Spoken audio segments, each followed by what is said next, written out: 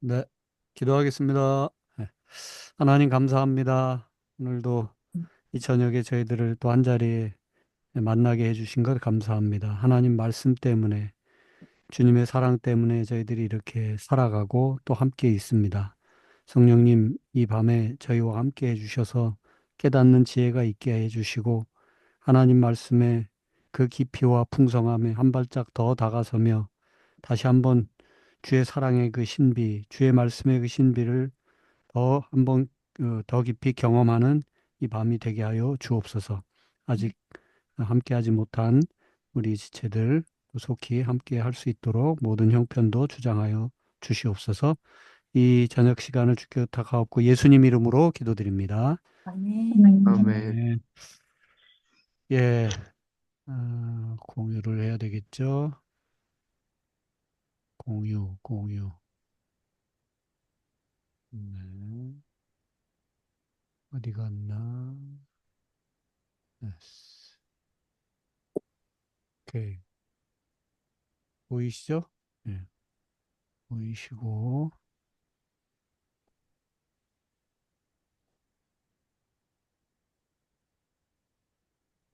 잘 보이시죠? 네, 오케이.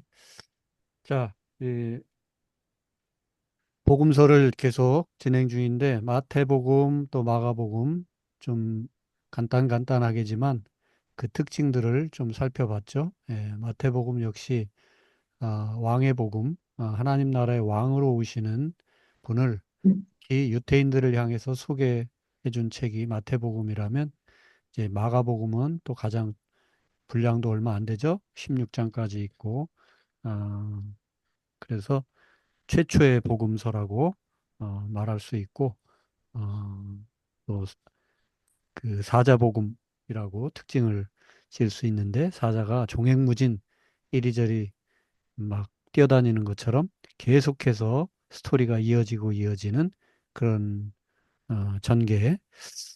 네, 뭐 마태복음과 마가복음, 뭐 아주 간단히 얘기하면 그렇게 마가복음은 또 조금 이방인들을 향한, 헬라인들을 향한 또 의도가 담겨 있는 그런 복음서이기도 한데요. 자, 하나하나씩 우리가 복음서를 하나씩 배워가면서 이렇게 특징적인 복음서들이 사복음서가 있었구나 하는 것을 다시금 더 깊이 여러분들이 느끼시면서 복음서 하나인 것보다 두 개인 것보다 세 개인 것보다 이 사복음서가 있다는 사실이 얼마나 우리에게 소중한 것인지를 더 좀 생생하게 또 가슴으로 느끼실 수 있으면 좋겠다 싶습니다. 자, 오늘은 누가복음 달려갑니다. 자, 누가복음 뭐 좋은 성경 구절, 뭐 은혜되는 성경 구절이 많이 있겠지만 이렇게 한번 19장 10절을 요절로 한번, 누가복음 총 24장까지 있죠. 그죠? 예. 그 중에 한 절을 뽑아보려면 19장 10절을 한번 뽑아보면 어떨까? 그래서 누가복음은 소위 인자이신 예수님을 조명한다고 그랬잖아요. 홍혜정 사모님 들어오셨네요. 예, 반갑습니다. 예, 네, 안녕하세요. 네, 어서 오세요. 예. 그래서 인자로 오신 예수님에 대한 집중 조명이 특히 누가복음에 있어요. 그래서 인자에 온 것은 잃어버린 자를 찾아 구원하려 함이다는 이 본문을 한번 요절 말씀, 예수님의 오신 의도와 또 예수님의 특징 뭐 이런 것들을 잘 보여주는 구절이라고 할 수 있습니다. 자, 누가복음은 여러분들 뭐 이미 아시는 분들은 잘 또 아실 수 있겠지만 누가복음의 저자는 그야말로 누가입니다. 누가가 쓴 복음서다 해서 누가복음이고 다 마찬가지로 마태복음, 마가복음 마찬가지죠. 근데 누가복음은 이 누가라는 사람이 사도행전도 또 같이 썼어요. 그래서 바울의 동료로 선교 여행을 같이 쭉 다녔던 이 누가가 누가복음서를 썼고 그다음에 사도행전도 기록을 했습니다. 누가복음 특징이 누가복음 딱 첫 구절을 보면은 어떻게 시작합니까? 예, 우리 중에 이루어진 사실에 대하여 처음부터 목격자와 말씀에 일꾼된 자들이 전하여 준 그대로 내력을 저술을 하려고 붓을 들었던 사람이 엄청 많았다. 아, 그렇게 한 문장을 던지고 많은 사람이 예수에 대해서 벌써 이야기를 한 바가 있다 그 얘기죠. 그런데 자신은 그 모든 일을 근원부터 자세히 미루어 살펴서 데오빌로 각하라는 사람에게 차례대로 써 보내는 것이 좋겠다 생각해서 이렇게 누가복음을 쓰게 되었다. 이제 1, 2, 3절에 이런 내용으로 시작하고 있어요. 그래서 누가복음의 시작이 왜 내가 이 복음서를 쓰게 되었는가? 또 누구에게 어떤 성격을 갖는 그런 복음서로 내가 처음부터 의도하고 기록을 남기려고 했는가?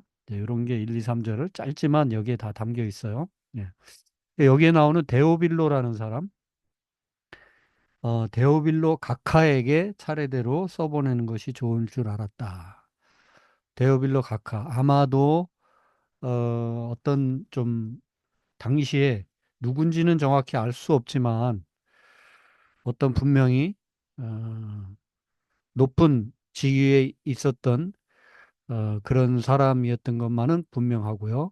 그런데 그 이름의 뜻이 데오빌로라는 이름의 뜻이 데오는 데우스 하나님, 데오 갓 하나님이라는 뜻이고 필로스는 그 필로 에로스 필로스 하듯이 에로스는 이제 완전 로맨틱한 그 이성 간의 사랑이라면 필로스는 그야말로 뭐 우정이라고 할 수 있고 어쩌면 더 깊은 영적인 사랑이에요.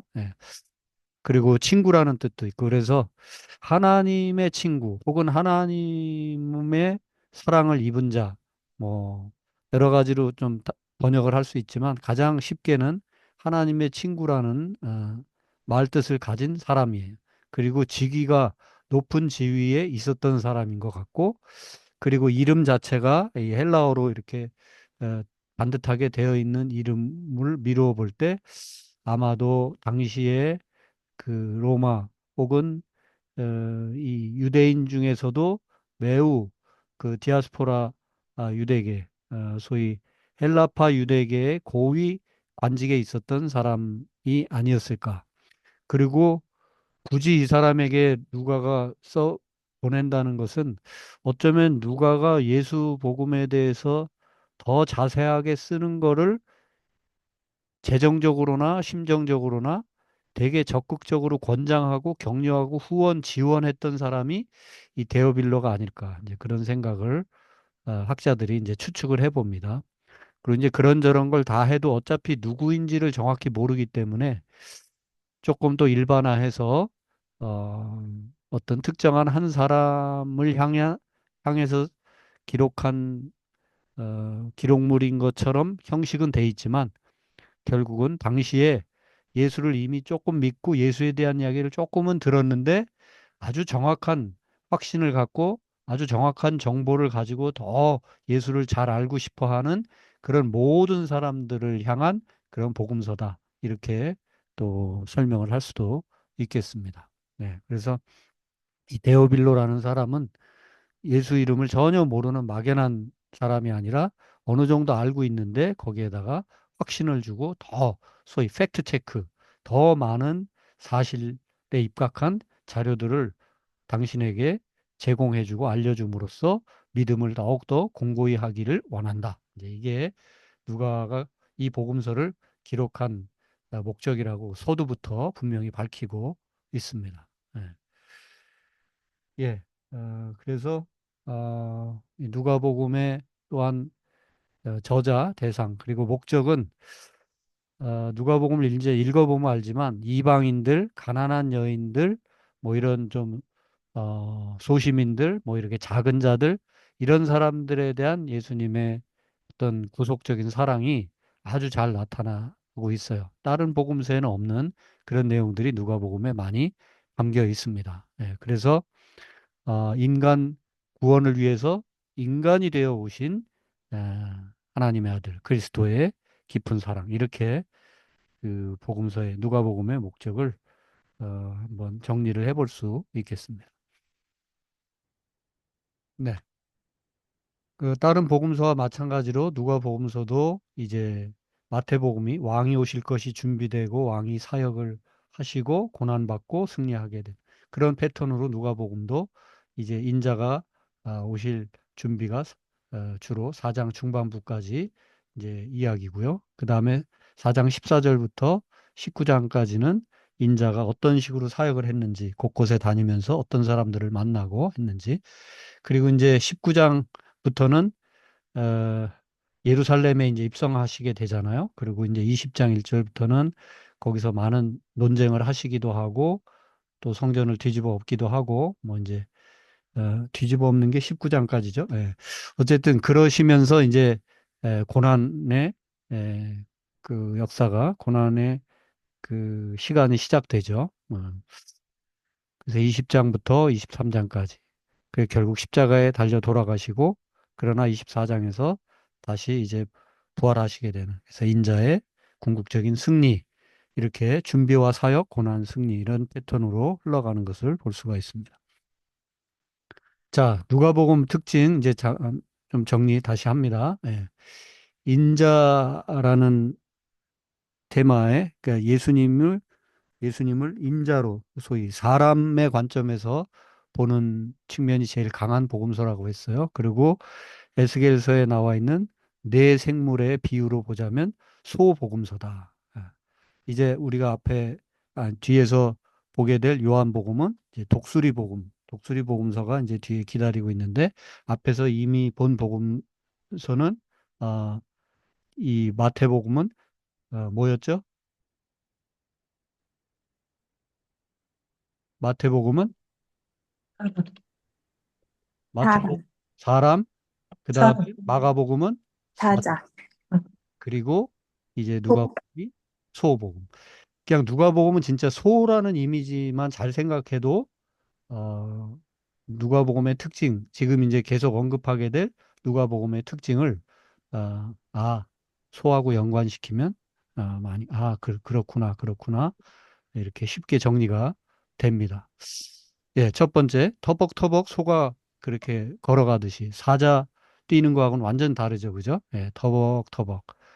분량도 누가복음이 제일 많고 그 다음에 누가는 직업이 뭐였어요? 의사였습니다. 쉽게 말하면 과학자입니다. 그래서 팩트 체크 하나하나 이것이 사실인가 아닌가를 다 기록하고 그 다음에 연도라든지 역사 이런 것들도 가능하면 구체적으로 기록하려고 애를 썼던 사람이고 그 다음에 본인이 얘기한 대로 그냥 지금 마가 같으면 급하게 막 처음 써낸 그런 느낌이지만 누가는 앞에 이미 어떤 기록들이 있어요. 마태복음이나 마가복음 그다음에 알 수 없는 어떤 우리는 이제 큐 문서라고 보통 학자들 사이에서 얘기를 하는데 알 수 없는 어떤 또 다른 문서들을 함께 놓고 그것을 다 서로 대조하면서 자기 나름대로 확인하고 확인해서 누가가 이 복음서를 써낸 것 같아요. 예, 그래서 그 진행이나 이런 것들이 소가 터벅터벅 걸어가듯이 천천히 진행되는 전기체 라는 것을 알 수가 있습니다. 예, 소는 힘이 세고 우직한 동물이지만 동시에 희생 제물이죠, 그죠? 예, 그래서 예수님이 인간으로 오시고 또 자신을 제물로 바치시는 이런 어떤 테마에 더 많은 강조를 두고 있는 그런 복음서가 또 누가복음서입니다. 그 다음에 이제 소가 그렇듯이 소는 뭐 말만 많이 하는 거, 인간은 말을 많이 함으로써 누군가에게 혹시 도움이 될 수 있을는지 모르지만 소는 행동으로 그죠? 보여주는 게 소죠, 그죠?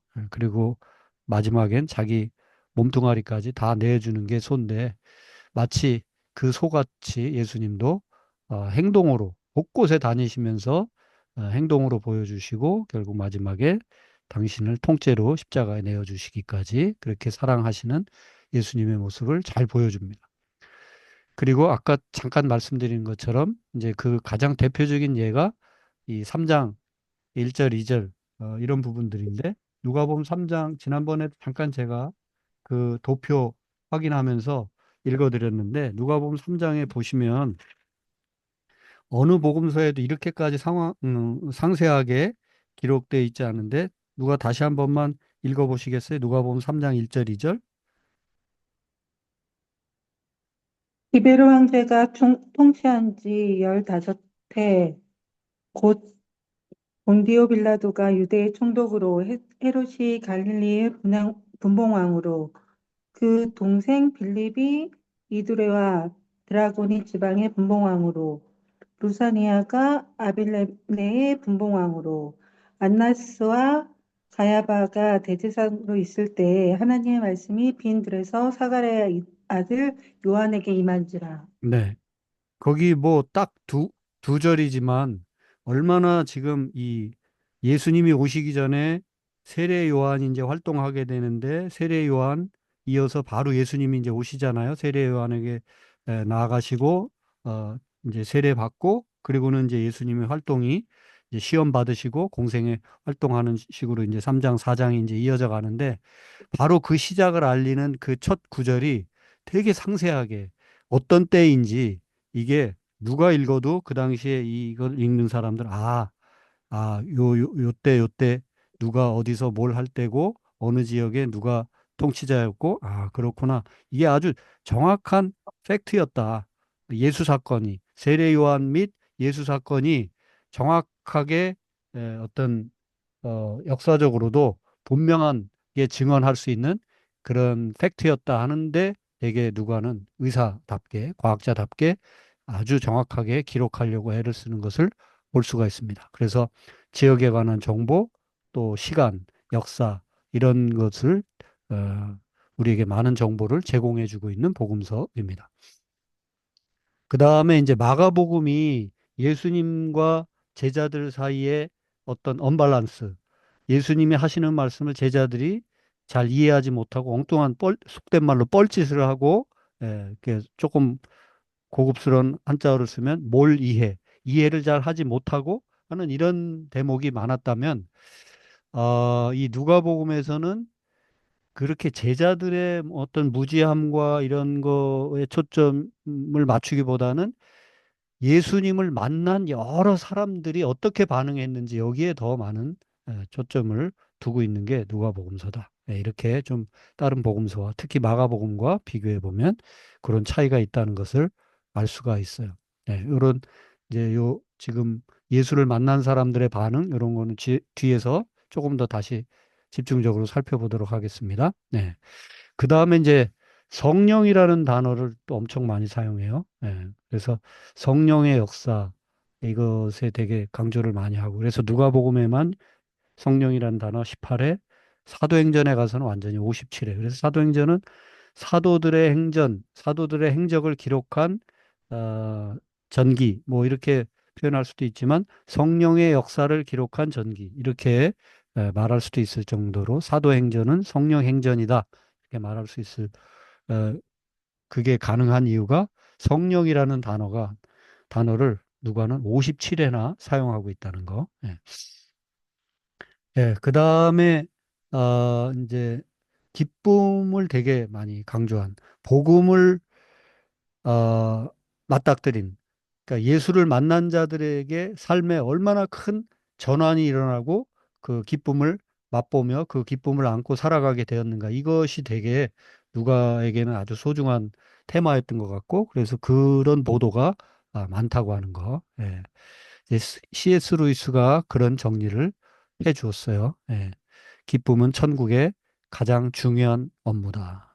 이걸 이제 누가가 가장 잘 보여줬다는 거죠. 무거운 짐진 자들이 겪는 고통으로 예수님이 뛰어드시고 세상 눈에는 가난해 보이지만 부자나 권력자가 놓친 그 기쁨을 마음껏 누리는 그런 뭐 죄인들, 창녀들, 가난한 자들, 또 병약한 자들, 뭐 이런 기타 등등 여러 사람들이 예수를 만나면서 삶의 큰 기쁨과 감격을 이렇게 안게 되는 이제 그런 거를 누가복음이 많이 보여주고 있다. 그 다음에 이제 그 가상칠언, 이제 뒤에서 다시 정리하겠습니다만은 가상칠언을 복음서가 이제 마태와 마가복음은 이제 딱 한 구절씩, 그 다음에 누가복음과 요한복음이 세 구절씩, 세 마디씩 이렇게 보도해주고 있는데, 그래서 합치면 이제 일곱 마디가 되죠. 어쨌든 그 중에서 유일하게 십자가 위에서 저들을 용서해 달라. 저, 저들이 몰라서 하는 짓이다. 라고 그 고통 속에서도 지금 자신을 십자가에 못 박고 조롱하는 그 십자가 주변에 있는 그 군병들이나 뭐 이런 사람들을 용서해 달라고 하나님 아버지께 비는 이제 그런 내용이 이 누가복음에만 담겨 있습니다. 예, 그래서 또 용서를 이렇게 전해주는 그런 또 복음서다 이렇게 볼 수가 있고요. 예. 그 다음에 이제 부활 후에 다시 벗들과 함께 걷고 식사하시는 예수님의 모습. 예. 그 누가복음 24장 한번 펴보세요. 음. 눈으로 한번 확인해 보세요. 자, 예수님이 이제 무덤에서 살아나신 뒤에 예, 특히 13절에서부터 35절까지 엠마오 길에 제자들과 한참 동행하는 다른 복음서에 그냥 요 엠마오로 가는 제자들과 함께 동행하시고 이런저런 이야기 나누고 들어가셔서 떡까지 같이 떼시고 뭐 이제 이런 내용들이 누가복음에 정말 장황하게 아주 상세하게 기록돼 있죠. 예. 마가복음에 한 도절 정도로 잠깐 기록돼 있는 것에 비하면 또 다른 복음서에는 없는 내용이죠. 어쨌든 누가복음은 이 부활하신 예수님이 제자들과 함께 다시 이렇게 거리를 걷고 대화를 나누시고 하는 이런 것들을 세세하게 묘사하고 있는 복음서가 누가복음서다. 네. 그리고 이제 사도행전의 예고편 성격을 갖는 것이 이 또 누가복음이다. 같은 저자니까요. 네. 그렇게 정리를 해볼 수가 있겠습니다. 예.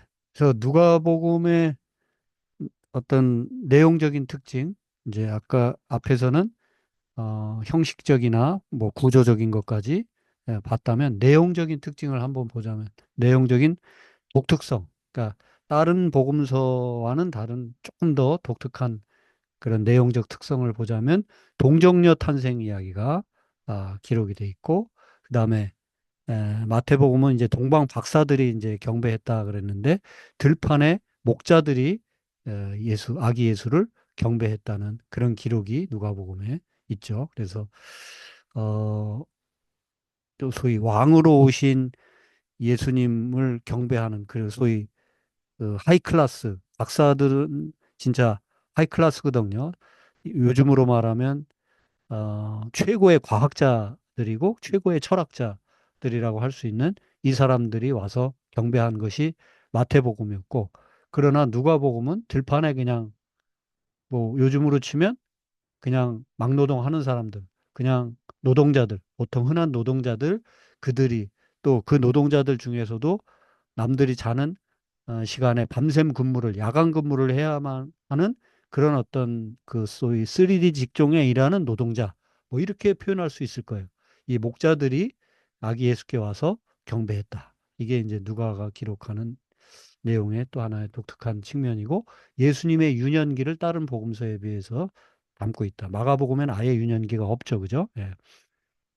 그리고 뭐 요한복음도 유년기 뭐 이런 얘기 없고 그냥 빛이신 그분이 어둠 속에 이렇게 말씀이신 그분이 어둠 속에 육체를 입고 빛처럼 오셨다. 이게 이제 요한복음의 묘사인데 어쨌든 누가복음은 아주 또 세세하게 비교적 다른 복음서에 없는 예수님의 유년기도 기록해주고 있고 그 다음에 예수님의 인간성, 그 인자로 오신 예수님이 포커스니까 누가복음은 그래서 예수님의 어떤 신적인 측면이 제일 강조된 복음서가 요한복음서라면 예수님의 인간적인 측면이 가장 많이 부각된 것이 누가복음이다.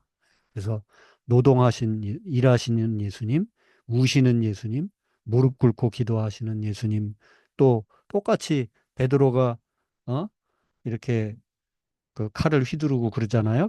그 겟세마네 동산에서 예수님을 붙잡으러 온 그 병정들을 향해서 그때 말고의 귀 한쪽이 이제 떨어져 나가는데 그 말고의 귀를 붙여주시고 고치시는 그런 일까지도 세세하게 묘사하고 있는 게 누가복음서다. 예. 그 다음에 노래가 많이 이렇게 들어있어요. 사가랴의 노래, 마리아의 노래, 천사들의 노래, 시므온의 노래 등등, 예, 소위 찬송의 복음서다. 이렇게 또 정리할 수가 있고요. 그 다음에 이제 다음 카트에서 계속 저 자세히 살펴보겠습니다만은 무엇보다도 누가복음은 기도 복음서입니다. 네.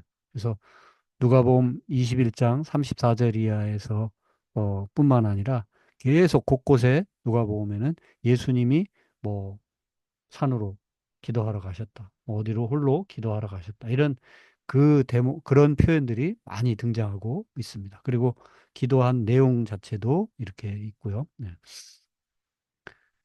결국은 이렇게 어, 내용적인 특징을 갖는데 그 모든 것들이 결국은 시작부터 데오빌로 각하에게 써보내는 식으로 써보내겠다고 하고 시작했잖아요. 그래서 결국 타겟이 마태복음이 유대인들이 타겟이라면 누가복음은 그 당시에 그 소위 로마가 전역을 지배하고 있었잖아요. 헬라 시대라고 할 수 있는데 어쨌든 헬라 문화 속에 여전히 그리스 로마 문명 속에 있는 많은 이방인들을 타겟으로 쓰여진 복음서다는 것을 알 수가 있습니다.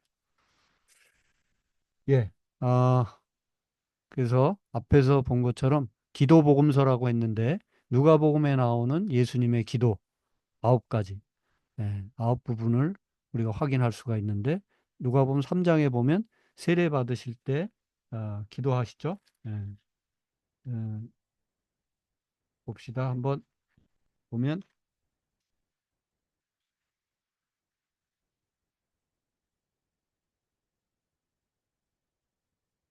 누가복음 3장 21절 누가 21절, 22절 누가 한번 큰 소리로 읽어보세요.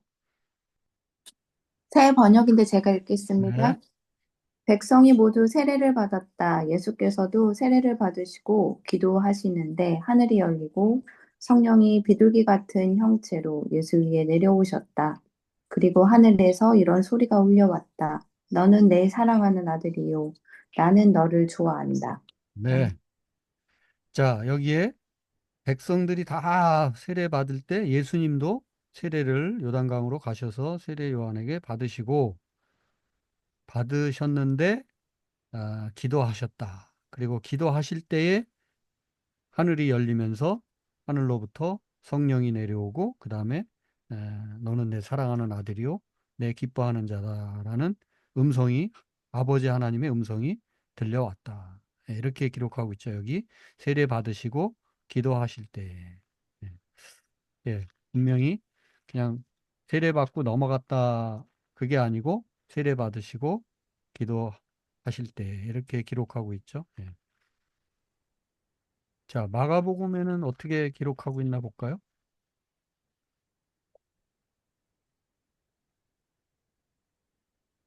마가복음에 마가복음 1장 9절, 10절 제가 읽어 드릴게요. 그때 예수께서 갈릴리 나사렛으로부터 와서 요단강에서 요한에게 세례를 받으시고 곧 물에서 올라오실 때 하늘이 갈라짐과 성령이 여기 기도하실 때라는 대목이 없죠. 그죠? 예. 그냥 마가복음은 세례 받으시고 땅으로 올라오실 때 성령이 내려오고 하늘로부터 음성이 들려왔다. 이렇게 되는데 누가는 굳이 여기에 세례를 받으시고 기도하실 때 하늘이 열렸다. 이런 표현을 쓰고 있습니다. 그래서 세례를 받으실 때부터 되게 한 인간의 하나님이신 그분, 하나님의 아들이신 그분이니까 뭐 기도 필요 없을 것 같고 뭐 그렇게 우리가 흔히 생각하는데 세례도 받으셨고 또 세례 받으시고 올라오실 때 기도하셨다. 이게 누가가 아, 전하는 예수 기록입니다.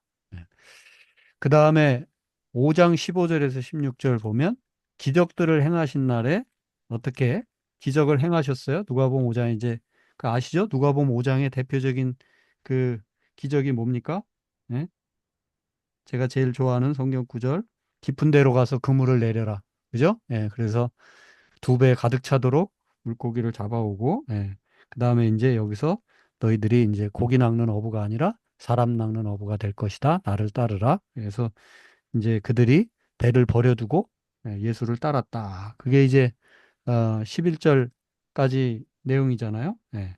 그리고는 12절부터는 또 나병 환자를 또 고쳐주시는 이야기가 이어집니다. 자, 그래서 이제 기적 사건들이 계속 되었는데 바로 그날에 이런 기적들이 계속 펼쳐지니까 15절에 예수의 소문이 자꾸 퍼져나가고 수많은 무리가 말씀도 듣고 병도 고침받고자 하여서 모여오되 16절에 예수는 물러가사 한적한 곳에서 기도하셨다. 예, 이렇게 누가는 꼭 이런 어떤 예수님이 사역을 열심히 하시고 그 다음에는 새벽으로 혹은 밤으로 기도하러 가셨다. 이런 내용들이 다른 복음서에 비해서 훨씬 많이 등장하는 것을 볼 수가 있습니다.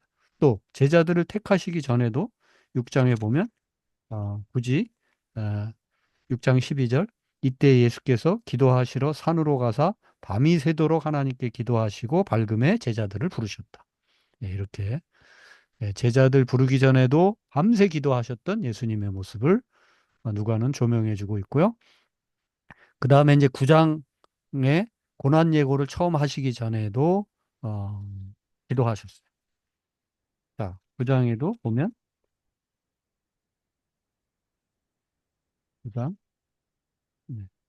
9장 18절에 예수께서 따로 기도하실 때에 예, 기도하고 한참 기도하고 계시는데 이제 제자들이 와서 어, 뭐라고 이제 하니까 그때 제자들에게 사람들이 나를 누구라고 하느냐 하는 이 마태복음에는 16장에 나오는 주는 그리스도시요 살아계신 하나님의 아들입니다 하는 그 고백 마침내 이제 그래서 베드로를 칭찬하고 그러다 또 사단아 물러가라 하는 그 대목 있잖아요. 예. 여기가 바로 이제 같은 병행꾼인데 어쨌든 여기에서도 보면 기도하실 때에 예, 제자들에게 물었다 이렇게 돼 있고요. 그리고 이제 요 얘기가 주는 그리스도시요 살아계신 하나님의 아들입니다라는 대답이 물론 이제 이 누가복음에는 하나님의 그리스도십니다라고 베드로가 대답했다고 기록하고 있죠. 예. 어쨌든 뭐 다 같은 맥락인데 바로 이렇게 주는 그리스도십니다라는 제자들의 고백이 있고 난 다음에 바로 예수님은 고난 예고를 하셨어요. 내가 결국은 붙들리고 고난받고 십자가에 죽고 그리고 사흘 만에 다시 살 것이다. 그래서 바로 이런 대목을 보면 이거 누가복음뿐만 아니라 다른 복음서도 거의 이제 일치하는데 뭐냐면 너희들이 생각하는 그리스도는 뭐냐? 그리스도는 이제 한편으로 메시아, 구원자. 너희들이 나를 그리스도라고 하는데 그러면 너희들이 생각하는 그리스도는 뭘까? 이제 착각한다고 생각하시기 때문에 예수님은 나는 고난 받을 거고 십자가에 죽을 거야. 물론 그러나 사흘 만에 다시 살아나게 날 거야. 여기까지 꼭 얘기하시는데 이상하게 제자들은 다시 살아날 거야라는 데는 귀가 가질 않죠. 일단 죽는다는 것 때문에 너무 힘들어하고 그럴 수 없다고 하고 그러죠. 네. 어쨌든 이렇게 고난 예고하실 때도 그 전에 기도하셨고 또 변화산에 올라가서 이렇게 하얗게 변화되시는 그런 과정 속에도 당연히 산 위에 기도하러 제자들과 함께 올라가셨습니다. 예. 그리고 70인 제자들이 이제 둘씩 짝지어서 이리저리 이제 소위 어, 복음 사역을 감당하고 이제 돌아왔을 때 그들 10장도 한번 확인해 볼까요? 한번 펼쳐 보세요. 예. 자, 10장은 이제 둘씩 각 마을로 보내셨다고 그렇게 시작되고 17절에 보면 이제 70인이 기뻐하며 돌아왔다. 뭐 이런저런 얘기. 그 다음에 이제 70인들이 돌아와서 그 소위 이런저런 일이 있었습니다라고 할 때 귀신들이 막 항복하더이다 막 이런 우리가 진짜 끝내줬어요 막 이럴 때 귀신들이 항복하는 거로 기뻐하기보다는 너희 이름이 하늘에 기록된 것으로 기뻐하라. 이런 엄청난 말씀을 주시잖아요. 예. 그러면서 21절 여기도 그때 예수께서 성령으로 기뻐하시며 이르시되 여기 이르시되는 제자들에게 하신 말씀이 아니고 하나님 아버지께 이렇게 기도하여 말씀하시되 그런 뜻입니다. 예. 그래서 그 뒤에 내용을 보면 천지의 주제이신 아버지여 뭐 올소이다 감사합니다. 이렇게 된 것은 다 아버지의 뜻입니다. 여기 사람들에게 말하는 게 아닙니다. 이렇게 제자들의 보고를 선교 보고를 받고 이렇게 기뻐하시고 그 기쁜 마음을 감사한 마음을 아버지 하나님께 먼저 기도로 올려드리는 그런 예수님의 감사기도 장면을 볼 수가 있습니다. 예.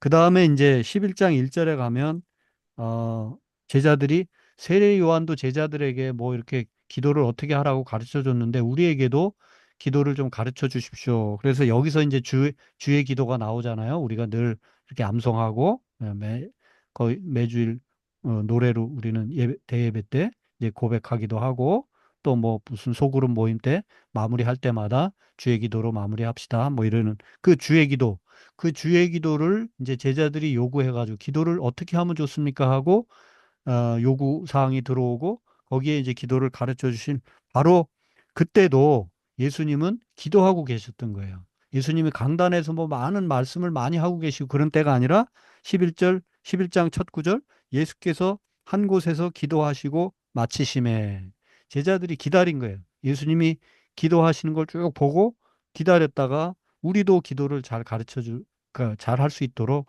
우리에게도 가르쳐 주십시오. 네, 그랬다는 거죠. 그래서 하여간 어떤 상황에서든지 예수님이 계속 그 시작 혹은 끝 혹은 어떤 중간중간에 계속 기도하시는 그런 예수님의 모습을 누가는 계속 보도해주고 있습니다. 뭐 당연히 겟세마네 동산에서 기도하는 내용 이건 뭐 모든 다른 복음서도 동일하게 전해주지만 역시 누가복음이 가장 리얼하게 이 누가복음에서 얼마나 간절하게 예수님이 기도하셨는지 또 이걸 잘 보여주고 있죠. 22장 39절에서 46절까지 여기 보면 예수께서 나가서 습관을 따라 감람산에 가심에 제자들도 따라갔다. 유혹에 빠지지 않도록 기도하라 하면서 계속 예수님이 어떻게 제자들과 거리를 두고 돌 덜진 만큼 가서 무릎을 꿇고 기도하고 뭐 이렇게 예수님의 기도하시는 대목을 아주 상세하게 이렇게 기록해주고 있고 힘쓰고 애써 더욱 간절히 예수께서 기도하시니 땀이 땅에 떨어지는 핏방울 같이 되었다. 이런 구절도 누가복음에 아주 강력하게 우리에게 리포트해주고 있는 대목이죠. 네. 그리고 뭐 십자가 위에 지금 고통 받으실 때에도 예수님이 예, 기도하셨어요. 34절에 23장 34절에 이에 예수께서 이르시되 아버지 저들을 사하여 주옵소서. 아까 말씀드렸죠. 자기들이 하는 것을 알지 못함이니이다. 그 고통 속에서도 용서의 기도를 드리시는 예수님의 모습을 누가는 우리에게 전해주고 있습니다. 네. 그리고 또 46절 볼까요? 예수께서 큰 소리로 불러 이르시되 아버지 내 영혼을 아버지 손에 부탁하나이다. 마지막 최후 순간까지도 용서를 구하시고 그 다음에 영혼을 아버지 손에 맡기시는 그런 예수님의 모습. 이게 이제 누가가 전해주는 예수님. 그래서 누가 복음서의 예수님은 기도하시는 주님이시다. 이렇게 정리를 해도 과언이 아니라는 거 제가 일일이 다 짚어드렸습니다. 네. 그래서 가상칠언은 이제 우리 사복음서를 쭉 정리를 해보면 십자가 위에서 예수님이 7마디를 하신 거, 뭐 7말씀만 하셨겠어요. 또 다른 뭐가 있을 수도 있는데 어쨌든 뭐 당시에 무슨 녹음기가 있고 그런 것도 아니니까 이렇게 제자들로부터 이제 전해진 십자가 위에서 예수님의 어떤 어, 어, 몇 마디 이게 이제 7마디로 요약을 해볼 수가 있죠. 그래서 누가가 전하는 좀 전에 본 그들을 용서해 주십시오. 그들이 하는 것을 알지 못합니다. 이 용서의 기도.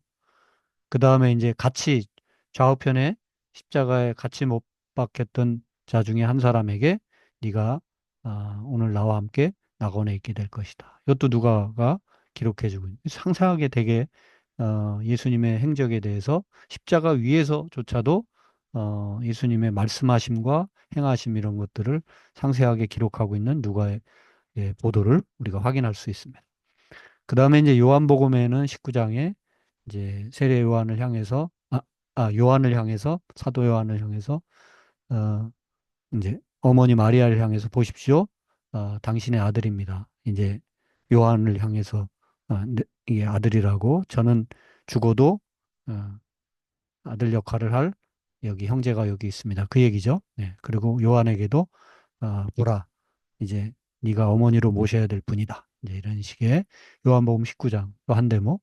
그 다음에 이제 뭐 마가복음과 마태복음 이 두 복음서가 동일하게 전해주는 예수님이 얼마나 십자가에서 고통당하셨는가 이거를 이제 보여주는 그래서 엘리 엘리 라마 사박다니 하나 나의 하나님 어찌하여 나를 버리셨나이까. 예. 예, 그러고는 이제 내가 목마르다 다 이루었다 이게 요한이 전해주는 요한복음서에 있는 대목이고요. 마지막 아마도 이 마지막 말씀이 누가복음 23장 46절 우리 좀 전에 본 것처럼 아버지 내 영혼을 아버지 손에 맡깁니다. 이 말씀을 끝으로 숨을 거두시지 않았나 이렇게 학자들은 순서를 이렇게 대략 정하고 있습니다. 자, 어, 누가에만 있는 본문들 되게 많죠. 누가가 앞에 있는 다른 복음서들이나 기록들을 참고했음에도 불구하고 그들이 말하지 않은, 그들이 다 찾아내지 못했던 어떤 사건들, 이야기들을 다 찾아내서 누가가 엄청 이렇게 기록을 많이 한 거예요. 그래서 세례 요한 예수 출생 예고 및 탄생 소식들은 목자들 예수 어린 시절 이게 이제 1, 2장의 다른 복음서보다 훨씬 이제 예수 어린 시절까지 해서 풍성해졌고요. 그 다음에 내 눈 속에 있는 들보, 남의 눈에 있는 티눈은 자꾸 보지 말고 오히려 네 눈 속에 있는 들보를 먼저 봐라. 이거는 누가복음에만 있는 거고요. 여기 지금 제가 기록해 놓은 게 다 누가복음에만 있는 내용들입니다. 예. 그 다음에 여인들이 특히 예수를 뭐 그 사역을 도왔다 하는 내용 이런 구절도 8장에 있는 이것도 누가복음에만 있는 기록이에요.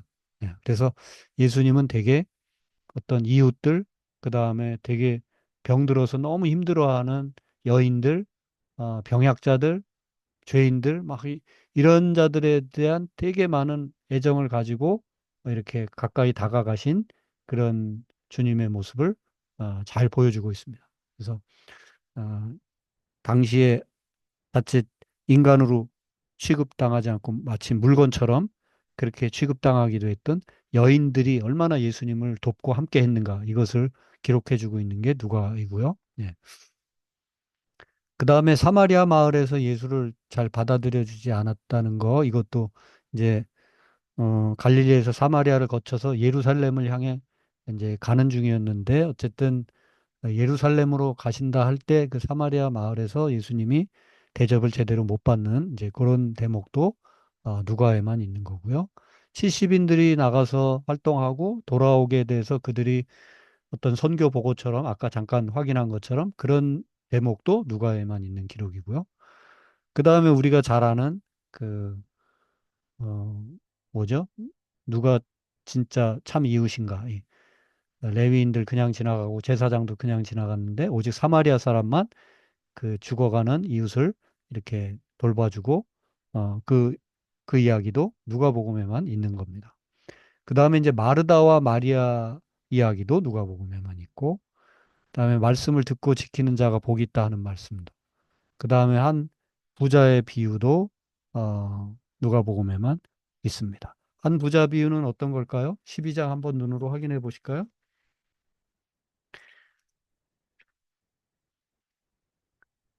자,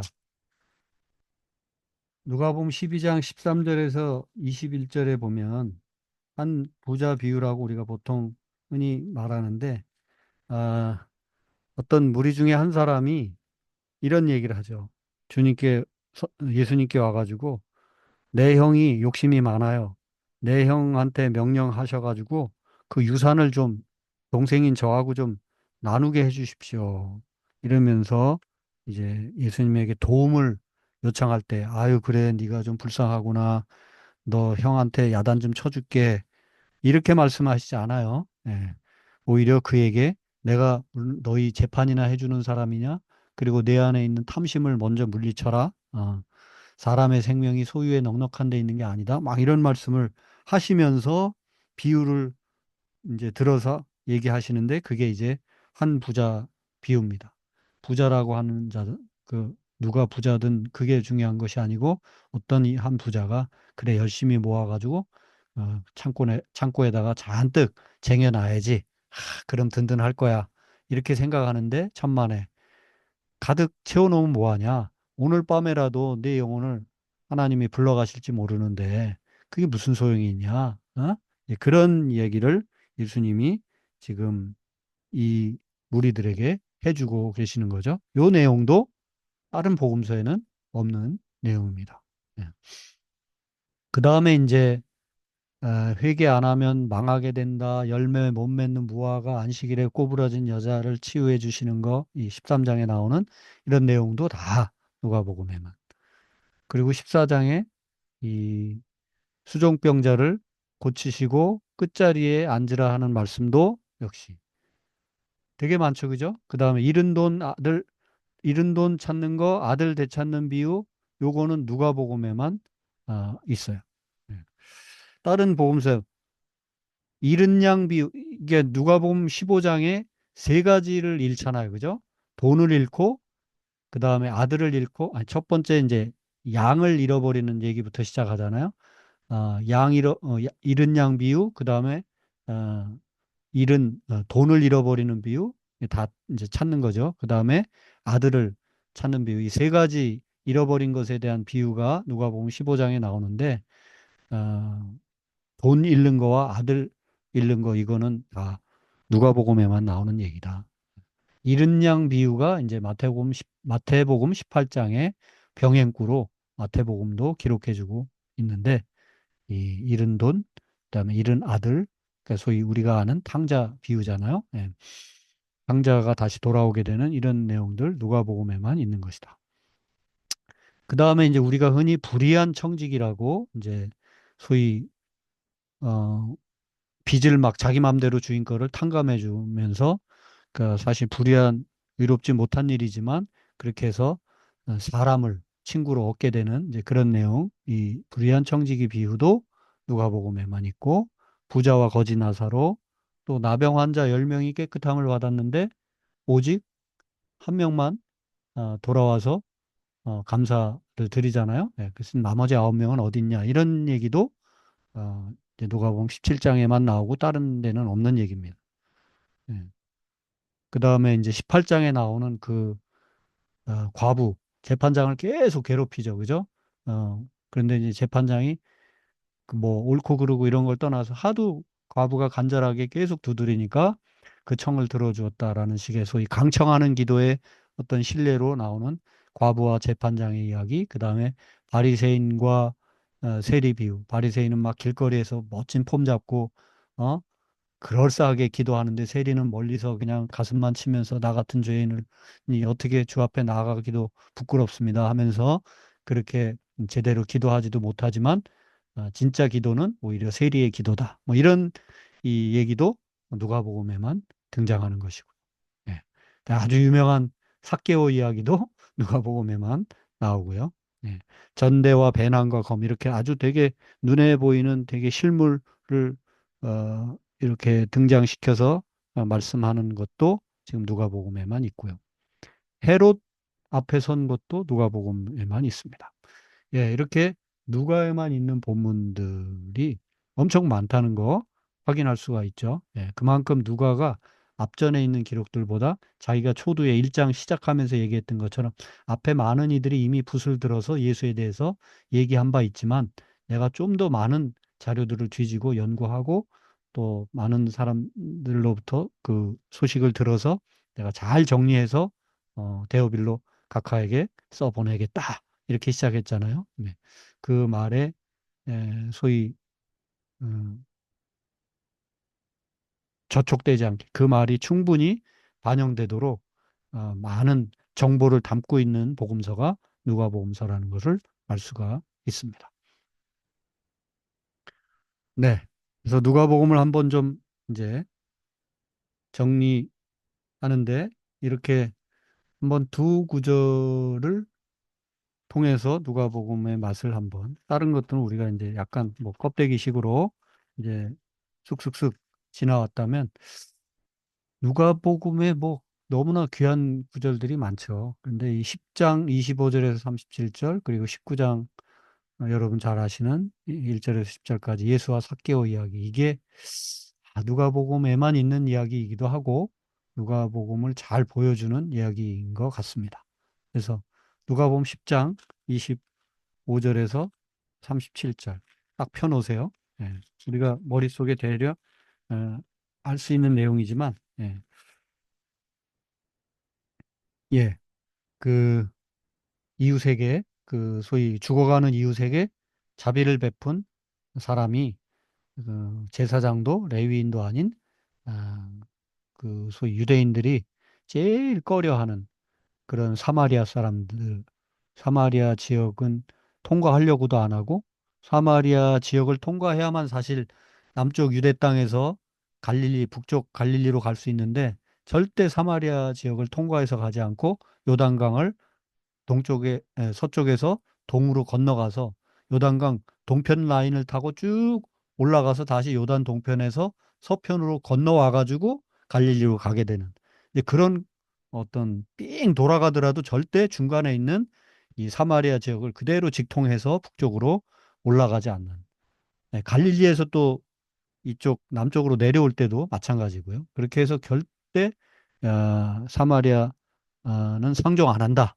사마리아 지역에 들어가지도 않고 사마리아 사람도 접촉하지 않는다. 이런 이제 더러운 인간들, 음? 신앙이라고는 코딱지만큼도 없는 놈들, 뭐 이제 아주 우습게 여기는 그런 사마리아 사람이 오히려 이 고통당하는 이웃, 죽어가는 이웃을 살리고 또 심지어 나머지 치료비까지도 다 이렇게 어, 지불해주고 가는 이제 그런 장본인이 사마리아 사람이었다. 예. 그래서 제가 이제 뭐죠? 이 기울어진 글씨로 거기 표현을 해놨는데 결국 누가가 볼 때 예수님의 사랑은 어떤 특정한 선택받은 사람만 사랑하시는 것이 아니라 누구에게나 통하는 사랑. 이것을 예수님이 보여주셨고 그 예수님의 모습을 어쩌면 가장 잘 보여준 사람이 유대인들이 아니고 오히려 사마리아 사람이었다. 이렇게 지금 증언하고 있는 것이 에, 누가복음서입니다. 예. 예, 그리고 이제 삭개오 이야기 19장 한번 펴보실까요? 예. 19장에 펴보면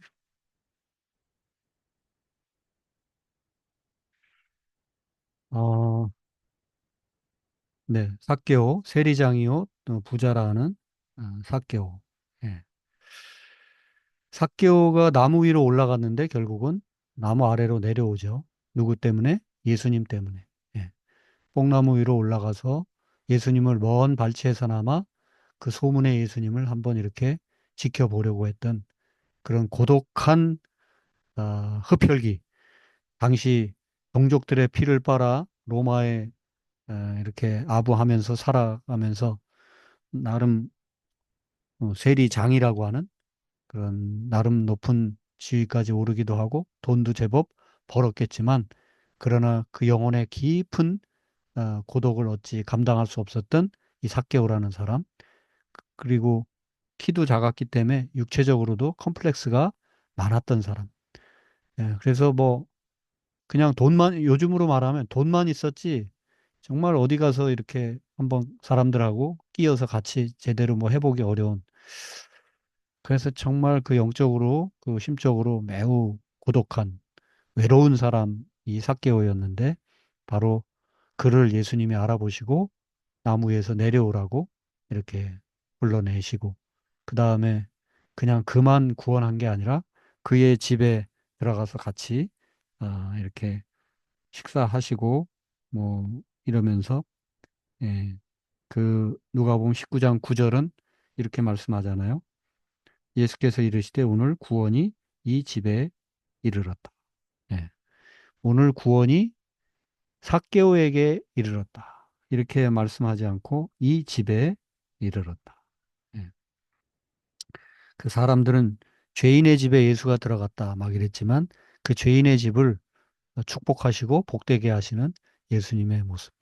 그래서 깊은 관심과 만남을 통해서 한 영혼뿐만 아니라 그 집을 통째로 구원하시는 예수님의 모습을 또 이 누가는 어떻게든 잘 보여주고 있는 것 같습니다. 그래서 10절 누가복음 19장 9절에 이어서 10절은 이렇게 말씀하죠. 인자가 온 것은 잃어버린 자를 찾아 구원하려 함이니라.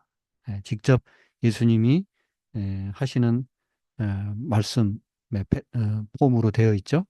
내가 삭개오도 구원받은 결국 아브라함의 자손이다 라고 선언하시면서 내가 온 것은 잃어버린 자, 이와 같은 삭개오와 같은 자를 다시 회복시키려고 구원하려고 온 것이다. 이렇게 에, 자신의 사역 방향, 사역 내용에 대해서까지 이 삭개오 이야기, 삭개오를 살리시면서 동시에 당신이 왜 오셨는지, 왜 이렇게까지 하시면서 사시는지, 그리고 궁극적으로 십자가에까지 자신의 몸을 통째로 다 맡기셔야만 했는지, 이게 결국 삭개오 사건을 통해서 어떤 그림자처럼 벌써 보여지고 있는 것을 볼 수가 있습니다.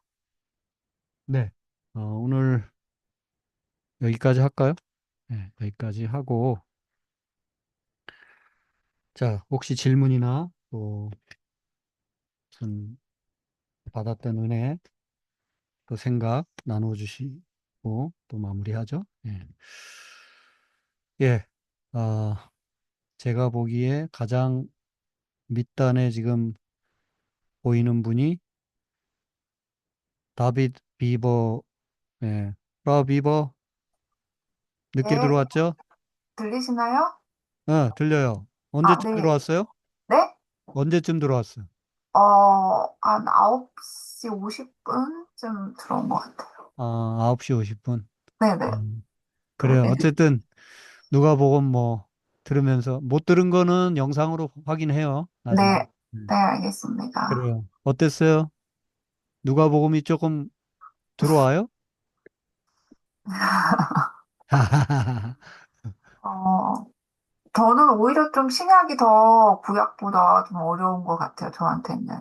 그 그래요. 예수님에 대한 그 사역이나 그 이야기들이 예. 저는, 좀 약간 역사서처럼 읽혀질 때가 많아서 네. 조금 더, 이렇게 조금 더 믿는다기보다는 좀 더 이렇게, 그 성령의 어떤 마음으로 읽어야 되지 않을까 싶은 마음도 들어요. 네. 그러니까 예수님의 부활이라든지 예수님의 그런 이렇게 기적들이 많이 일어났잖아요. 그 신약에서 맞아요. 음, 그런 이야기들이 어, 정말이었을까? 그래. 그러니까 그러니까 무슨 얘기 하려는지 내가 오히려 간단히 정리해드리면 네, 성경의 언어 이 기록들은 역사 형식으로 돼 있어도 그게 우리가 생각하는 역사가 아니고 예? 예를 네, 들면 창세기도 요즘 우리 이제 창세기 교회에서 주일날 보지만 창세기도 그렇고 이 복음서도 시간의 흐름에 따라 돼 있으니까 약간 역사책 같잖아, 그죠? 예. 그래서 네, 그런데 이걸 역사로만 읽으면 그나마 가장 역사 비슷하게 돼 있는 게 오늘 누가복음인데, 네, 네, 그죠? 예, 그래도 복음서들은 이게 어떤 시간의 흐름에 따라서 기록이 돼 있는데 그런데 그 내용들이 하나같이 마가복음엔 맨 기적 이야기고 누가복음에도 사실은 뭐 이 사람 저 사람 많이 만나는데 그 사람들이 다 하나같이 막 다 뒤집어지는 거야. 그죠? 예, 네, 그리고 놀라운 일들이 계속 벌어지고. 그냥 예수님 자체가 딱 이렇게 소위 믿음의 언어가 장착되지 않으면 지금 우리, 어? 김진 집사님이 말씀하신 것처럼 신약이 사실은 더 읽기가 어려워. 읽는 것은 쉽지. 그런데 그냥 그게 가슴으로 펑펑펑펑 막 느껴지려면 성경의 언어로 내 믿음의 고백이 장착되지 않으면은 잘 읽혀지지 않죠. 그래서 어, 그게 어떻게 그렇게 됐지? 어떻게 오병이요? 예를 들면 물고기 두 마리로 네. 어떻게 그거 먹었지? 또 무리를 걸었다고 어떻게? 뭐 그러니까 또, 그런 기록들이 정말 팩트인지 음, 아니면 그 기록한 사람에 의해서 조금 음, 더 약간 오바되어서 작성된 건지 네, 아니면 하나님이 정말 그렇게 지금은 일어나지 않는 기적들이잖아요. 사실 현 시대에는. 음, 근데 그 시대에 예수님이 살아 계시면서 그 시대에 그런 마술 같은 기적들이 정말 일어났을까? 음. 그런 연구를 학자들이 20세기, 21세기 들어와서 엄청 많이 했어. 그 가장 대표적인 연구가요. 네, 역사적 예수 연구예요. 그러니까 이 예수 이야기가 네, 그냥 그 믿는 사람들의 100% 그냥 고백으로만 이해하면 좋겠다라는 게 이제 19세기 자유주의 신학자들이나 이런 쪽에서 문제 제기가 이제 나온 거예요. 그래서 팩트 상관없이 그들의 어떤 믿음의 고백이다. 이제 이런 쪽으로 갔다가 지금 그 뭐냐 그러면 그냥 뭐 아무 사실적으로도 뭐 된 일이 없는데 그냥 누가 그냥 그렇게 믿었다 그러면 그냥 우리가 그거 믿고 그걸 믿음이라고 해야 되냐 하는 또 그런 어떤 문제점이 생겨요. 그래서 네, 이 말씀을 성경을 막 분해해보고 이리저리 연구해보니까 예를 들면 요한복음 같으면은 한동안 그 신학자들이 연구해보니까 정말 예수님이 하신 게 분명한 예수가 가라사대 예수가 이르시되 뭐라고 뭐라고 했다라고는 써 있지만 진짜 그게 예수님이 하신 말씀이지 아니면 나중에 뭐 이렇게 기록되면서 섞여 들어간 건지 누가 추가한 건지 이런 거 자체를 학자들이 나름대로 연구를 많이 했어요. 네, 그런 식으로 해가지고 소위 말해서 예수가 한 말이 아니고 나중에 추가됐을 것 같아. 그냥 사람들에 의해서 그런 거를 까만 거로 이렇게 색칠을 해봤어. 요한복음을. 네. 그랬더니 99%가 다 까만 줄이야. 아, 예? 예를 들면 이제 그 90 몇 프로 하여간 99%인지 95%인지 하여간 그냥 새까맣단 말이야, 요한복음이. 네, 네, 예, 그런 식으로 까지 갔어요. 이제 연구를 하면서. 근데 이제 다시 또 돌아오면서 역사적 예수 연구가 아, 또 이제 어떻게 돌아왔냐면 예수님이 하신 말씀으로 그러니까 그게 예수님이 안 하셨을 거다라고 얘기하는 것도 사실은 확실한 게 아니잖아요. 그런데 그걸 예수님이 안 하셨다는 쪽으로 믿고 싶으면 뭐 믿을 수는 있겠지만 예수님이 실제 그 중동 지역에 사셨고 실제 어려움을 겪으셨고 실제 죽으셨고 이제 이렇게 보는 쪽으로 또 다시 돌아가요. 학자들의 연구가. 네. 저도 예수님이 실존 인물이고 정말 살아있다는 거는, 정말 맞는 것 같은데, 성경이라는 게 이제 저희가 정말, 미, 되게 중요하잖아, 성경책이. 그, 네. 신앙에 있어서 정말 기본 핵심적인 건데, 이 성경책에 자꾸 의문이 드니까, 네. 왜 하나님은 이렇게 성경책을 만드셨을까? 너무 의문도 많고, 비유도 많고, 온유도 많고 이러니까, 읽으면서 좀 저는 힘들더라고요. 음. 근데, 자, 중요한 거는 네네, 하나님의 영의 감동을 받은 사람들이 기록한 거예요. 성경이 그 기초 자체가 네네. 하늘에서 뚝 떨어진 문자가 아니고 성령의 감동을 받은 사람들이 하나님이 타임머신도 태워주시니까 아무도 누가 거기 태초에 하나님이 천지를 창조하시는지 가서 봤어요? 누가 가서 봤냐고. 근데 그런데도 그것도 다 구전돼서 내려온 내용이 그러니까 아니었을까요? 구전돼서 내려오든 말든 자, 네네. 네. 태초에 하나님이 천지를 창조하셨을지도 몰라 이렇게 시작하나요? 아니요. 창조하셨다 이렇게 시작하잖아요. 네. 그죠? 그리고 복음서도 지금 누가가 이러저러한 많은 썰들이 있고 내가 또 이렇게 리포트를 보내는데 네가 한번 읽어보고 마음에 드는 대목 어디 있으면 뭐 받아들이든지 말든지 뭐 그냥 그렇게 해봐. 이렇게 얘기하지 않잖아요. 내가 다 샅샅이 조사해보고 연구했는데 이거는 정말 네가 믿어도 돼. 믿어야 돼. 그래서 음, 내가 정성을 들여서 지금 써 보낸다. 이렇게 시작하잖아요. 네네. 그죠? 예. 그리고 그건 그게 성경의 언어고 그 자, 누가가 쓴 자체도 하나님의 그러니까 누가의 생각이 아닌 하나님의 영을 위해서 쓰여진 건가요? 그- 무슨 말? 하나님의 생각이 아닌 그러니까 누가의 판단과 누가의 생각과 누가가 본 경험적인 사실들을 누가의 어떤 한 사람의 개인적인 그런 기준에 의해서 쓰여진 건지 아니면 누가가 정말 하나님의 그 성령, 영을 받아서 거기에 감화돼서 쓴 건지 예. 그 자, 하나님의 영에 의해서 쓰여진 건지 그거를 알 수가 있어요. 그거를 혼자 개인이 써가지고 이게 얼토당토하는 얘기들도 많이 들어있는데 이걸 혼자 개인이 아무리 과학적으로 역사적으로 뭐 비스무리하게 막 그럴싸하게 또 똑똑한 문장을 쓰고 막 그렇게 해서 논문처럼 100%막 완성된 그런 누가 봐도 이거는 안 믿을 수가 없는 막 그런 거를 써냈다고 해서 그게 통과가 될까요? 그게 누가 100사람 중에 만 명 중에 한 사람도 못 믿겠다 하면 결국은 안 되잖아. 네. 그렇게 실증적으로 확증해가지고 다 뭐 수억만 명이 다 오케이니까 오케이. 성경은 그런 책이 아니에요. 그리고 기록한 사람들도 그걸 요구하지 않아. 음, 예. 그래서 성경의 언어가 우리 프라우 비버의 마음속에 먼저 장착이 돼야 돼. 쉽게 말하면 창조하신 하나님이 머릿속에 그려지고 태초에 음, 하나님이 천지를 창조하셨다라고 하는 그 문장을 읽는 순간에 하나님의 창조가 뭐 수억만 년 전 언젠진 모르지만 하나님이 만드셨구나 라는 게 믿어질 수 있고 그 다음에 예수님의 십자가 뭐 수, 수억만 년 전에 못 간다 하더라도 2000년 전엔 가나? 예수님의 십자가 주위에 우리가 가요? 못 가지. 예수님이 돌아가셨을 때도 옆에 없고 예수님이 다시 살아나셨다는 보도도 우리가 리포트만 접할 뿐이지 우리가 그 근처에 간 적도 없고 살아있는 예수님을 본 적도 없어.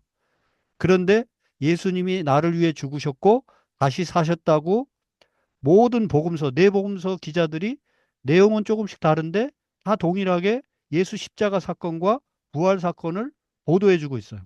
그리고 그것이 예수님이 죄가 있어서 십자가에 달리신 게 아니라 바로 우리를 위해서 인간의 인류의 죄 때문에 그가 마치 어떤 희생양, 유월절 희생양처럼 그렇게 십자가에 달리셨다라는 게 이제 이 네 사람 이제 사복음서에 여러 가지 지금 다른 거를 내가 주로 얘기했지만 그 공통 분모는 예수가 메시아다. 예수가 우리가 그렇게 기다렸던 그 그리스도시다라는 게 너무나 분명한 고백인 거예요. 이 네 사람은 다. 근데 이제 강조점이 조금씩 다르다는 거지. 바로 그 부분이 일단 내 언어로 장착이 돼야 돼. 내 믿음으로 세팅이 돼야지. 프라우 비버의 마음속에 아, 요한이 전해주는 예수님, 누가가 전해주는 예수님, 다 조금씩 다르지만 나를 위해 오신 예수님, 그리고 내가 나의 주님으로 내 삶의 가장 소중한 분으로 모시고 끝까지 그 분의 말씀 따라 그분의 길을 따라가야 될 그분으로 그렇게 이해가 되면 이제 그다음부터 계속 믿음의 언어가 계속 자라가겠죠, 내 안에서. 그 신약 네. 성경이 더 어렵다는 그 말 난 충분히 이해할 수 있어요. 구약엔 이런저런 스토리 그냥 적당히 따라가다 기적 같은 일이 가끔씩 나오잖아. 근데 신약에 특히 이 복음서는 예수님이 그냥 가는 곳마다 말씀하시면 말씀대로 막 되기도 하고 막 이런 놀라운 일들을 를 그대로 전해주고 있으니까 어려운 얘기죠. 근데 거꾸로 뒤집으면 초대교회 성도들이 이렇게 우리 김진 집사님 같은 이런 사람들이 있을 거라는 것 이분들도 다 알 거 아니야.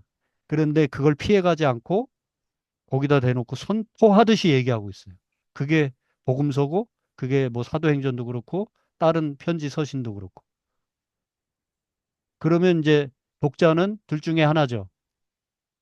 에이, 미친놈들이 어디서 이렇게 쓸데없는 정성 들여서 많이 쓰기만 해놨구나. 그 길로 갈 건지 아니면 이 사람도 저 사람도 그리고 그 마태, 마가, 누가, 요한 우리가 얘기하지만 약간 공동체로도 이해할 수 있어요. 마가 공동체, 마태 공동체, 누가 공동체, 요한 공동체에 어떤 한두 사람이 썼겠지만 어떤 한 사람이 써도 그 공동체가 그걸 다 아멘으로 화답한 거예요. 그걸 이제 그런 기록들이 남겨져서 성경 66권이 이게 캐논이다, 정경이다 해가지고 내려오고 내려온 걸 우리가 오늘 보고 이제 이게 하나님 말씀이다 하고 이제 우리가 받은 건데 결국은 이제 나의 결단이 필요하겠죠? 이거는 그냥 많은 사람들이 소설 쓰듯이 이렇게 그냥 썼던 거야. 그러니까 그냥 나도 소설처럼 읽고 넘어가면 그게 제일 속편해. 많은 사람들이 그냥 좋은 교훈집으로 그냥 모아놓은 거야. 그러니까 그냥 잠언 정도로 좋은 뭐 이렇게 교양서적 정도로 이해하면 좋겠어. 그러면 딱 그 수준까지밖에는 성경이 안 읽혀지는 거예요.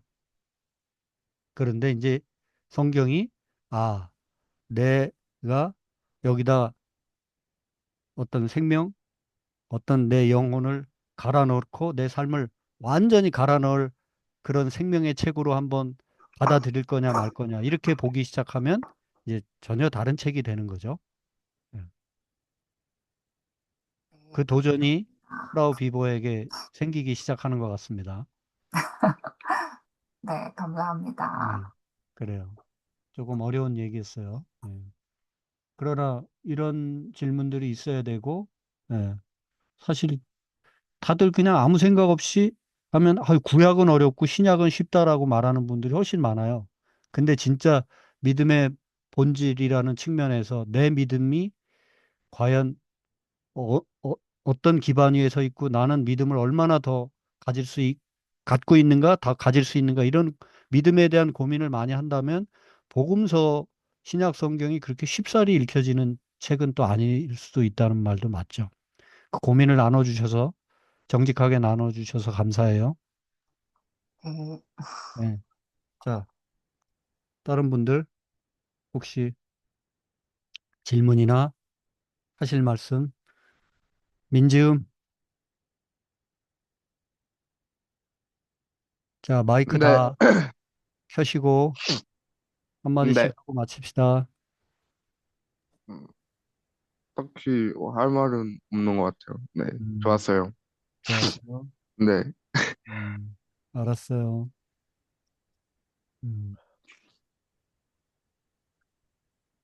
다음, 최우. 저는 이 복음서가 네 개가 있는데 어, 약간 좀 그 복음서 각각마다 중점이 다른데 누가복음은 어떻게 다른가 또 하는데 약간 좀 누가복음에서는 아까 말씀하신 것처럼 이 예수님의 인간적인 면모가 좀 많이 드러난다고 하셨잖아요. 직접 네. 기도하시는 모습과 거를 보면서 아 정말 하나님께서 인간의 모습을 입고 오신 게 정말 우리처럼 낮아지셔서 음, 우리가 살아가는 그 똑같은 길을 느끼면서 이제 정말 어, 깊게 공감한다는 거를 조금 많이 보여주시는 것 같아서 개인적으로 좀 많이 감명을 받았던 것 같습니다. 네. 누가복음은 특히 그런 복음서입니다. 정말 우리와 같이 아파하시고, 같이 기뻐하시고, 예, 같이 잔치하시고, 뭐 이런 소위 동고동락하시는 예수님의 모습, 이게 잘 조명되어 있는 복음서입니다. 뭐 지나가듯이 한 말씀만 드리면 하여간 사복음서가 공이 있어야 되고 특히 그 중에서도 인간 예수에 조명한 것이 누가복음이고 하나님이신 그분으로 조명한 것이 요한복음이라면 이 둘 사이의 균형이 매우 필요한 거예요. 우리가 이단들이 어떤 게 이단이냐면 예수는 인간일 뿐이다. 이것도 이단이죠. 그죠? 이거 완전 잘못된 거고. 그 다음에 예수님은 하나님일 뿐이다. 이것도 초대교회에 사실 이런 이단이 많았어요. 그게 영지주의입니다. 예, 그래서 하나님이신 그분이 인간의 몸을 입었다 하더라도 그냥 이렇게 껍데기만 입으신 거지 인간이 되실 수는 없다. 말도 안 된다. 그래서 그렇게 되면 이제 어떤 문제가 생기냐면 예수님이 십자가를 지셨을 때도 십자가에서 고통당하시면 안 되지. 하나님이신데. 아프실 필요도 없어. 그냥 이렇게 인간인 것처럼 오신 거기 때문에 십자가에서도 고통, 뭐, 엘리 엘리 라마 사박다니 막 고통스럽습니다. 너무 힘듭니다. 이런 기도를 드리지 않아도 되는 거죠. 네. 그래서, 우리가 논리적으로, 인간이시면서 신이라는 표현이 잘 맞지 않지만, 인간의 논리적 언어로는 다 설명이 안 되지만 그럼에도 불구하고 어느 한쪽만 취해버리면 그게 이단이 돼요. 예수님을 인간으로만 보면 그냥 윤리교사밖에는 안 되는 거고 예수님은 또 신으로만 보면 예수님이 이 땅에 오신 성육신 사건과 십자가 이런 모든 것들이 그냥 쇼일 뿐이잖아요. 예, 그러면 또 그게 무슨 복음이겠어? 예, 그래서 그런 예수님의 인간성, 또 신성, 이런 것들을 골고루 보여주는 이 사복음서가 다 있다는 것이 얼마나 감사한가. 그렇게 다시 한번 또 정리를 해드립니다. 네, 민경우 집사님, 박혜영 집사님 화면에 보이시는데, 네, 안녕하세요. 네, 음, 저는 어, 누가가 의사이자 이제 과학자라고 하셨는데 네, 어, 그런 관점에서 보면은 그 예수님을 어, 그 행동과 그 모든 것들을 자세하게 관찰하는 음, 이 위해서 노력한 사람이 아닐까 싶어요. 누가라는 사람 자체가 네, 맞습니다. 어떻게 보면 음, 어, 그 요즘 말로는 스토커 같은 그런 네, 모습도 보이지 않았을까? 저 분이 그러니까 이제 다른 제자들에게 보이지 못한 모습까지도 이 사람은 이제 관찰을 하려고 하지 않았을까 싶거든요. 네, 음, 그래서 누가에 대해서 좀 더 궁금해졌습니다. 네. 예. 그런 저자의 어떤 특징적인 관심이나 어떤 느낌, 이런 것들을 우리가 느껴가면서 책을 읽는다면, 복음서를 읽으면 훨씬 더 은혜가 크겠죠. 예. 그리고 마가의 마음이 소중하고 마태의 마음이 소중했던 것처럼 또 누가의 마음이 또 소중하고 지금 말씀하신 것처럼 예수님의 행적을 또 샅샅이 또 한번 쫓아보려고 하는 그 발자취를 그대로 따라가 보려고 하는 그말 한마디나 행동 하나에도 깊은 관심을 보였던 누가.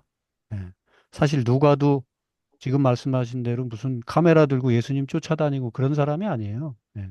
근데 어쨌든 어, 많은 증인들의 정보와 기록과 이런 것들을 또 나중에 사후에 제가 처음부터 말씀드리지만 기록이 요즘에도 사건 발생과 동시에 기록이 남기가 쉽지 않은데 당시에는 결국 기억이 사건이 있고 기억이 있고 기록이 있고 그 기록에 모아짐이 있고 이런 과정을 밟을 수밖에 없고 성경도 그 틀 안에 있는 거죠. 근데 어쨌든 그런 전달과 기록 과정 속에서 성령께서 역사하셔서 그 핵심 메시지가 사라지지 않도록 해주시고 그게 여전히 살아서 지금도 우리에게 전해지고 있는 책이 성경, 바로 더북 그 책이다.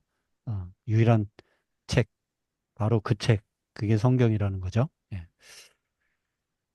예, 한두 분만 더 질문이나 뭐 말씀하시고 마칩시다. 민경웅 집사님 기도 준비해 주시고. 홍혜정 사모님 하실 말씀 있어요? 좋습니다. 좋았습니다. 네, 김미정 사모님 나가셨나? 없으신가, 여기? 네. 그러면 네. 박희영 집사님 하실 말씀 있어요? 없으면? 네. 네, 저는 마테마가 누가 요한 그 사복음서가 계속 그뭐 비슷한 비유의 말씀하고 예수님의 행적들의 말씀들이라고 그냥 생각을 했는데 목사님께서 이제 하나하나 이제 나눠주시면서 특히 오늘 누가복음은 되게 많이 와닿았던 것 같아요. 음, 네. 감사합니다. 네. 누가복음이 다른 복음서가 모두 그렇듯이 누가복음도 매우 특징적인 복음서입니다. 네. 김혜경 집사님하고 김미정 사모님은 먼저 저 좀, 있습니다. 어? 아, 계셔요? 아, 이 줌 사용자? 이게, 네. 네. 저 끝에 있어요. 줌 사용자라고 돼 있는 게 지금, 줌 아니, 사용자로 돼 있나요? 아니, 얼굴이 안 보이는데? 네, 제가 꺼가지고요. 아, 그러니까 이게 줌 사용자인가 봐. 이렇게 하실 말씀 있으면 하시고, 네, 저는 누가가 사도행전의 저자였다는 걸 부끄럽게도 오늘 알게 됐고요. 부끄러운 그리고 거 아니에요. 예. 네, 인간 구원을 위해서 인간이 되어 오신 예수 그리스도 이 말씀이 오늘 핵심인 것 같습니다. 그리고 좀 이 말씀에 감동 받았고요. 네. 그리고 오늘 우리 김진 자매님께서 집사님께서 자기 고백을 해주셨잖아요. 근데 그 솔직한 고백에 감동했어요. 네. 저는 못 믿고도 믿는 척 위선자였는데 정말 네. 우리 김진 자매님의 솔직한 고백 그리고 하나님을 알고자 하는 이런 네. 그래요. 맞습니다. 우리 모두가 제가 늘 그래서 강조하는 게 신앙생활은 척 하기 시작하면 수십 년, 수백 년을 해도 다 소용없어요. 그래서 정직해야 됩니다. 믿어지지 않으면 잘 안 믿어집니다라고 고백을 해야 되고, 그리고 그럴 때 비로소 우리가 오히려 믿음으로 갈 수 있어요. 근데 믿는 척하고만 있으면은 맨날 그 수렁에서 그 혼돈에서 헤어나오질 못하고요. 예. 그래서 오히려 내가 이 부분은 잘 믿어지지 않습니다라든지 이건 헷갈립니다라든지 어쨌든 신앙생활의 첫 출발은 그냥 무턱대고 열심이나 그 무엇도 아니고 가장 정확한 출발은 정직함입니다. 정직함. 예. 그래서 감사하고요. 이 사도행전이 누가가 기록한 거라는 아주 확실한 증거가 이제 누가복음을 읽고 우리 성경 그 배열로 치면 누가복음 다음에 요한복음이 있잖아요. 그 요한복음을 읽고서 그 다음에 딱 펼치면 사도행전이 나오는데 사도행전 1장 1절이 이렇게 시작하잖아요. 데오빌로여, 내가 먼저 쓴 글에는 무릇 예수께서 행하시며 가르치시기를 시작하신부터 뭐뭐뭐까지 승천하신 날까지의 일을 기록하였노라. 이게 1절, 2절이에요. 근데 이제 내가 이제 요 그 뒤에 일을 이렇게 한번 기록을 하고 리포트를 할게. 이렇게 시작하거든요. 사도행전이. 그래서 사도행전을 조금만 주의 깊게 1장을 읽다 보면 이게 누가 앞에서 이게 데오빌로라는 이름이 어디선가 나왔는데 누가가 이제 또 사도행전을 또 다시 두 번째로 쓰고 있구나. 이런 거를 유추할 수가 있죠. 김혜경 집사님. 네. 네. 그래서 이제 학자들이 이런저런 연구하면서 이거는 확실히 또 다른 증거들을 계속 또 덧붙여 찾아내면서 이건 누가복음과 사도행전을 썼다. 정확하게 그렇게. 그건 뭐 정설입니다. 예, 감사합니다. 다들 늦은 시간까지 또 집중해 주시고 함께 해 주셔서 감사하고요. 예, 다음 이제 요한복음으로 만나도록 하겠습니다. 민경우 집사님 기도해 주시고 김미정 사모님 혹시 질문 있어요? 안 계신가? 여기. 예, 민경우 집사님 기도해 주십시오. 하나님 감사합니다. 오늘도 복음서를 배우는 시간을 가졌습니다. 예, 마태복음과 마가복음의 특징과 마태와 마가가 전하려고 했던 예수님의 세상적인 의미와 제자들 간의 관계를 느낀 시간이었고, 누가만이 느꼈던 예수님의 인간적인 모습도 알게 되었습니다. 주님, 나의 믿음 없는 것을 도와주시고, 인간 구원을 위해 오신 주님의 깊은 사랑을 알게 하소서. 아멘.